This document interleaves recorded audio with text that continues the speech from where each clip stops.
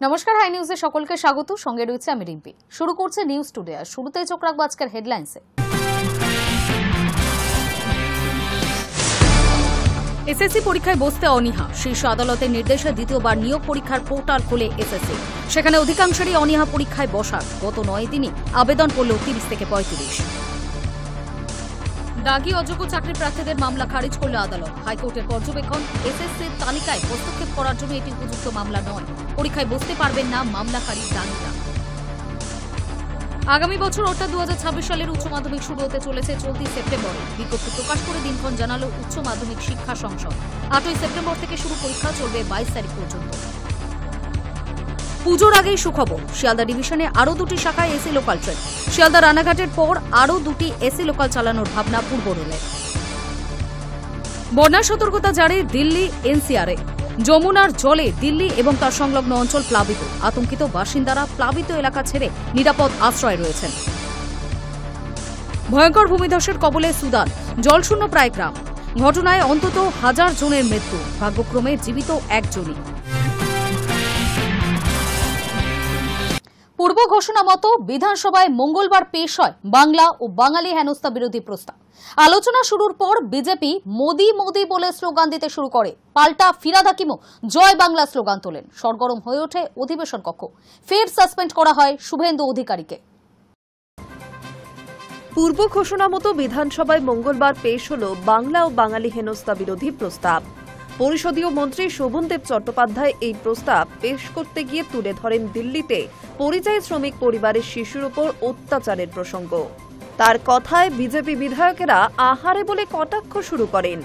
অর্থমন্ত্রী চন্দ্রিমা ভট্টাচার্য, নারী ও শিশু কল্যাণ মন্ত্রী শশী পাজা কার্যত ধমকে তাদের থামান। আলোচনা শুরুর পরও বিজেপি মোদি মোদি বলে স্লোগান দিতে শুরু করে। পাল্টা ফিরাদ হাকিমও জয় বাংলা স্লোগান তোলেন। সরগরম হয়ে ওঠে অধিবেশন কক্ষ। আর এই আলোচনার মাঝে বিরোধী দলনেতা সহ বিজেপি বিধায়করা অসভ্যতা শুরু করে। ফের সাসপেন্ড করা হয় শুভেন্দু অধিকারীকে। মার্শাল ডাকা হয় তাকে বের করে দেওয়ার জন্য। এরপরই ওয়াকআউট করে বেরিয়ে যান বিজেপি বিধায়কেরা। বিধানসভার গেটে রীতিমতো ফুঁসে উঠলেন বিরোধী দলনেতা। তার দাবি, সেনার নামে জয়ধ্বনি দেওয়ায় তাকে বের করে দেওয়া হচ্ছে অনৈতিকভাবে। মাসখানেক আগে অভিযোগ উঠেছিল দিল্লি পুলিশ এক পরিযায়ী শ্রমিক পরিবারের শিশুর কানে মেরে ফাটিয়ে দিয়েছে। মঙ্গলবার বাঙালি হেনস্থা নিয়ে বিধানসভায় প্রস্তাব পেশ করে এই ঘটনার কথা উল্লেখ করেন পরিষদীয় মন্ত্রী শোভনদেব চট্টোপাধ্যায়। বিজেপির বেঞ্চ থেকে সে সময় চূড়ান্ত অভব্যতা শুরু করে। আহারে বলে কটাক্ষ উড়ে আসে সেদিক থেকে। প্রতিবাদ করেন মন্ত্রী চন্দ্রিমা ভট্টাচার্য, শশী পাজা। ধমক দিয়ে শশী পাজা বলেন, চুপ করে থাকো তোমরা, তোমরা অসভ্যতা করেছ। ধমক খেয়ে শেষে চুপ করে যান বিজেপি বিধায়কেরা। আলোচনায় বহু মনীষীর কথা উঠে আসে। জোর দেওয়া হয় বাংলায় তাদের অবদানের বিষয়। রবীন্দ্রনাথ ঠাকুর, বঙ্কিমচন্দ্র চট্টোপাধ্যায়, ক্ষুদিরাম বসুর কথা বিশেষ করে উল্লেখ করেন তৃণমূল বিধায়ক মন্ত্রীরা। বাংলায় কথা বললে বাংলাদেশি তকমা দেওয়া নিয়ে ফিরাদ হাকিমের ঘোষণা, বাংলাদেশি নই, আমরা ভারতীয় বাঙালি। এরপরও অবশ্য বিজেপি বিধায়করা বিরোধিতা করতে থাকেন। বিজেপির বাংলা বিরোধী মনোভাবকে ব্রিটিশদের সঙ্গে তুলনা করে Trinamool Congress. Hi News Network. মানুষের কাছে ক্ষমা চেয়ে কান ধরে ওঠবস করলেন পূর্ব মেদিনীপুরের তমলুক পুরসভার কাউন্সিলর তথা আইনজীবী পার্থ সারথী মাইতি। তার অভিযোগ, নিয়োগ দুর্নীতিতে জড়িত জেলার তৃণমূল নেতৃত্বের একাংশ, জড়িত রাজ্যের বিরোধী দলনেতাও। তাদের হয়ে ক্ষমা চেয়ে নিচ্ছেন তিনি। নিজের সমাজ মাধ্যমে পোস্ট করলেন সেই ভিডিও।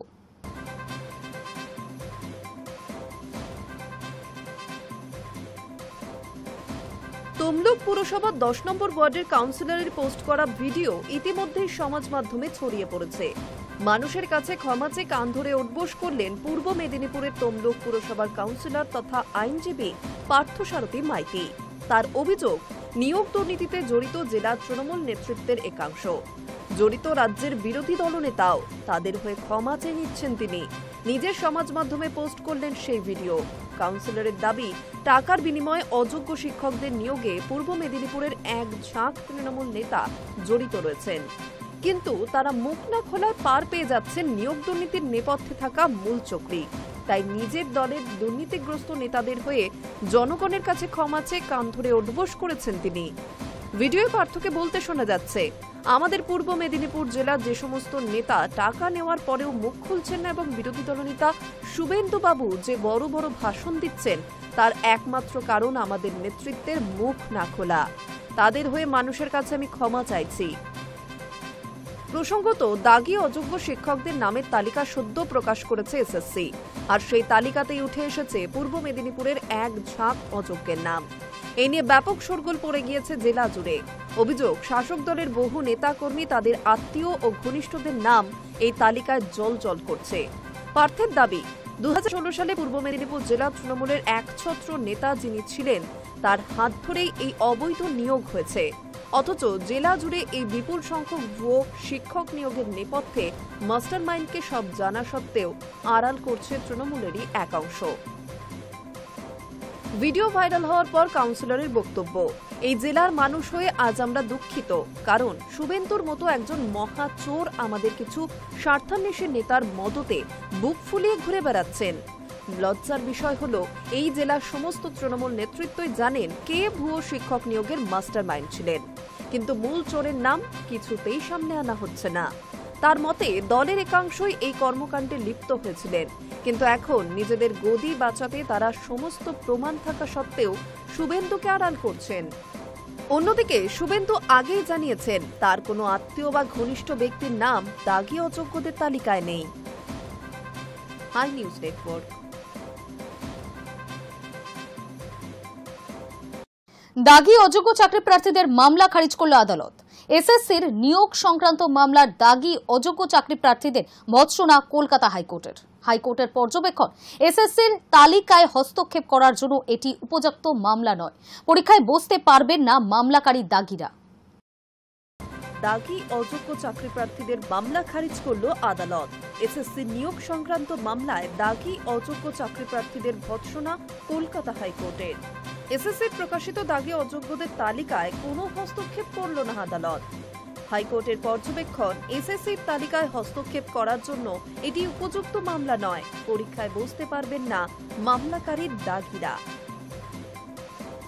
মামলাকারী অযোগ্যরা এতদিন তারা কোথায় ছিলেন প্রশ্ন আদালতের।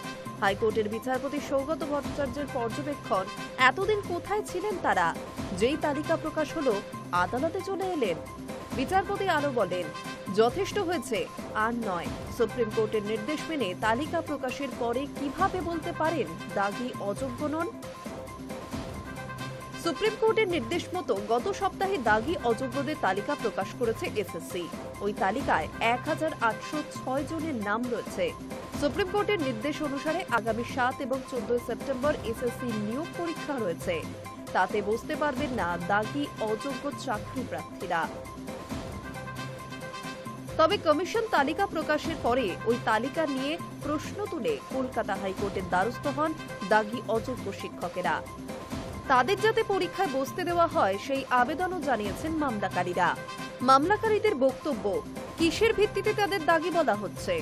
মঙ্গলবার হাইকোর্টে মামলাটি শুনানির জন্য উঠলে মামলাকারীদের ভৎসনা করেন বিচারপতি।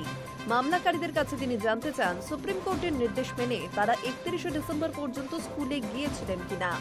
বিচারপতির প্রশ্ন, যদি তারা স্কুলে না গিয়ে থাকেন তবে আগেই কেন আদালতে আসেননি? দাগি অযোগ্যদের তরফে আদালতে উপস্থিত ছিলেন আইনজীবী অনিন্দ লাহিড়ী এবং আইনজীবী সাক্ষ্য সেন। তারা সওয়াল করেন, হাইকোর্টের ডিভিশন বেঞ্চ দাগি অযোগ্যরা যেসব শর্ত বলেছে তা এই প্রার্থীদের ক্ষেত্রে প্রযোজ্য নয়। মামলাকারীদের আইনজীবীর বক্তব্য, সাদা খাতা জমা দিয়ে চাকরি পেলে, প্যানেল বহির্ভূতভাবে চাকরি পেলে এবং মেয়াদ উত্তীর্ণ প্যানেল থেকে চাকরি পেলে, এই তিনটি ক্ষেত্রকে ডিভিশন বেঞ্চ দাগি অযোগ্য হিসেবে বলেছিল। কিন্তু মামলাকারী চাকরি প্রার্থীরা এই ক্যাটাগরিতে পড়েন না বলেই দাবি আইনজীবীর। অন্যদিকে কমিশনের তরফে আইনজীবী কল্যাণ বন্দ্যোপাধ্যায় সওয়াল করেন, মামলাকারীরা সকলেই দাগি ও অযোগ্য। তিনি বলেন, এটা নিয়ে তর্ক করে লাভ নেই। এই সব প্রার্থীর বিরুদ্ধে ওএমআর শিট কারচুপির অভিযোগ রয়েছে। সিবিআই যে তালিকা উদ্ধার করেছিল তার সঙ্গে এসএসসি মিলিয়ে দেখেছে। ওএমআর শিট কারচুপি করে চাকরি পেয়েছেন তারা। এই প্রার্থীরা র্যাঙ্ক জাম্প করে চাকরি পেয়েছেন। মামলাকারীদের আইনজীবী বলেন, অ্যাডমিট কার্ড দিয়েও কেন বাতিল করা হলো? ওই সিদ্ধান্তকেও আমরা চ্যালেঞ্জ করছি। যদিও কল্যাণ সওয়াল করেন, সিবিআই বলেছে ওয়েমারশিট কারচুপি করা হয়েছে, তারা আমাদের দিয়েছে, আমরা গ্রহণ করেছি, সেই হিসেবে তারা অযোগ্য, কারচুপি হয়েছে। ফলে কোন প্রার্থীকে কত নম্বর দেওয়া হয়েছে সেটা ধরে লাভ নেই। Hi News Network. সময় এখন একটা ছোট্ট বিরতির।